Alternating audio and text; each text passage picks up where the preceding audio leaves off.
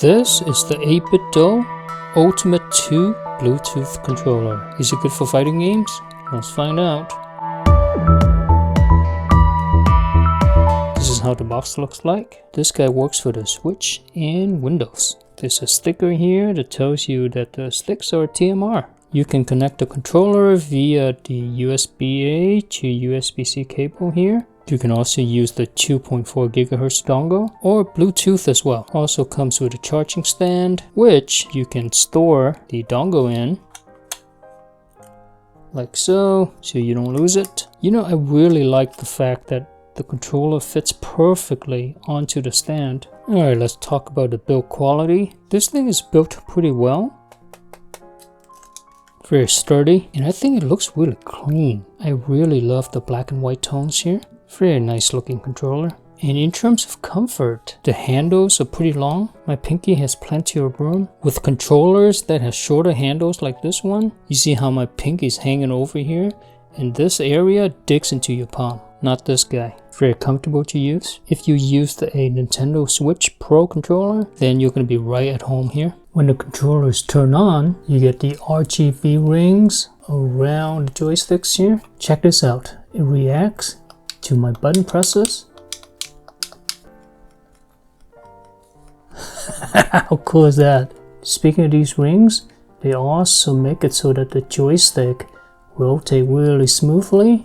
And I really like the texture around the stick cap here. They're very much like the Xbox controller. In terms of tension, I say these have medium tension. Not too light and not too stiff.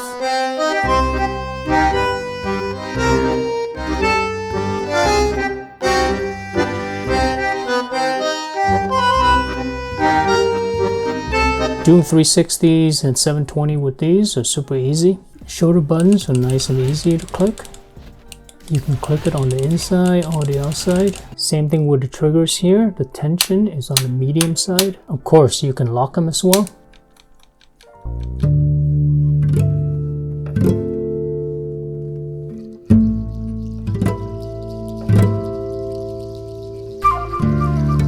And you also have two extra shoulder buttons. The placement on these extra shoulder buttons are fantastic. They fit perfectly in this little corner here.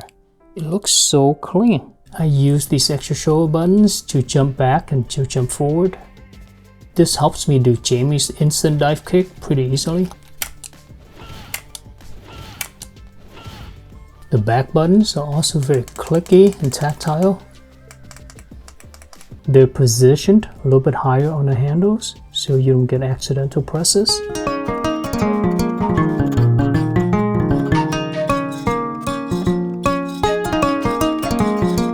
In terms of the face buttons, they're really nice and tactile. I like clicky buttons because you can really feel them.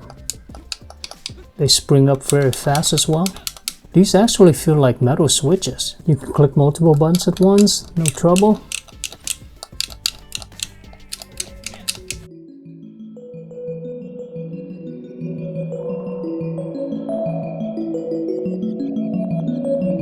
Alright, let's get into the D-pad.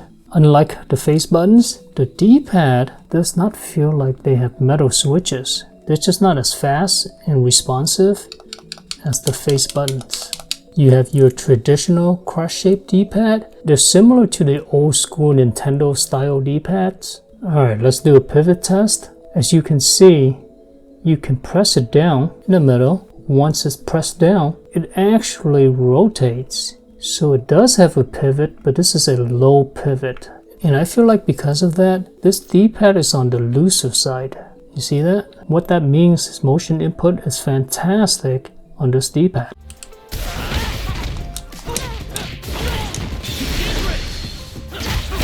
Come on, it's time to train.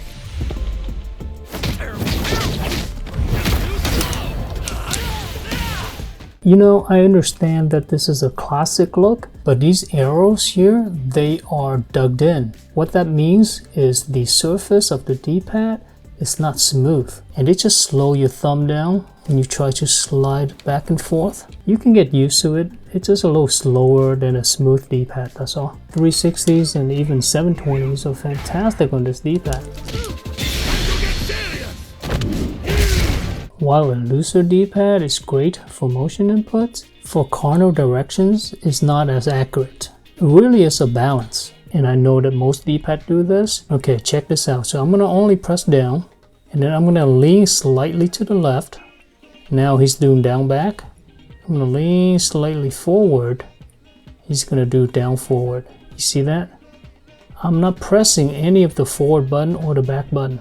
And when you're in the heat of battle and you just want to press down, you're not going to be able to hit the same spot every single time, right? Sometimes you're going to hit this corner here and it's going to trigger a down back. And in a game like DOA here, that's going to make you drop your combos. The first Ultimate controller also had this issue, and the good news is this D-pad is actually a lot better than the previous version. But just be aware, this D-pad is still on the looser side, so you may accidentally press diagonals when you don't want to. I'm not sure what kind of switches they use for the D-pad. I feel that these are a little slow, so double taps are a little slower than I would like. So for example, after this move, I have to chase her down with double tapping forward.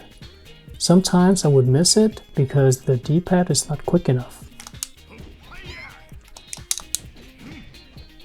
Yeah, I kind of missed it right there.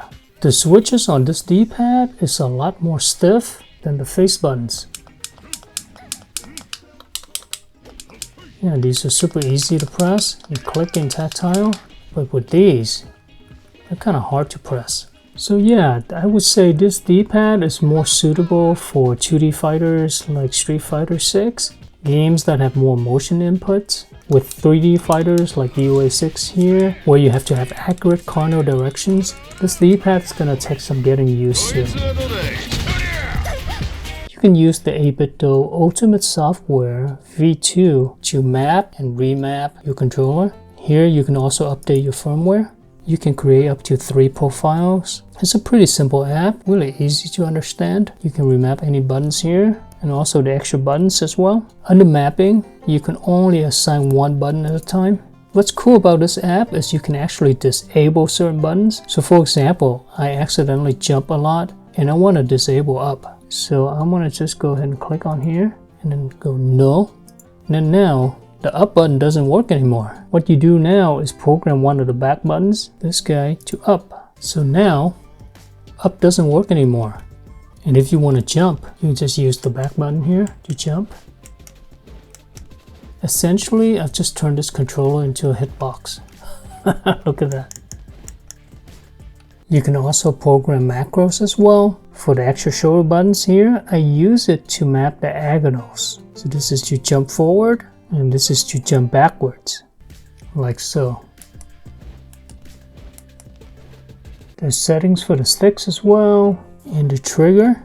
You can also adjust the vibration strength, and on the last one, you can set the RGBs for the rings. Alright, let's head over to Gamepadla to take a look at the latency test.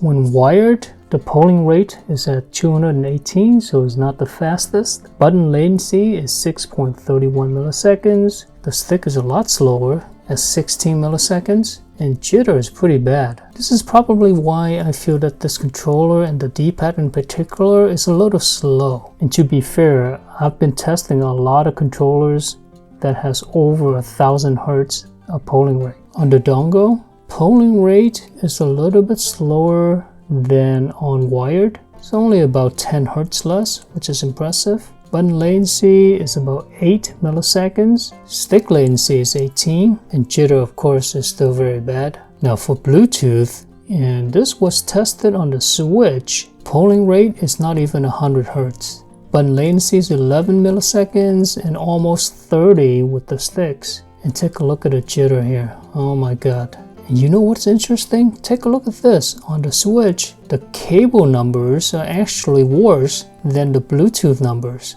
Polling rate on wired is 10 Hz less. Anyhow, if you're playing this on the PC, just plug in the cable.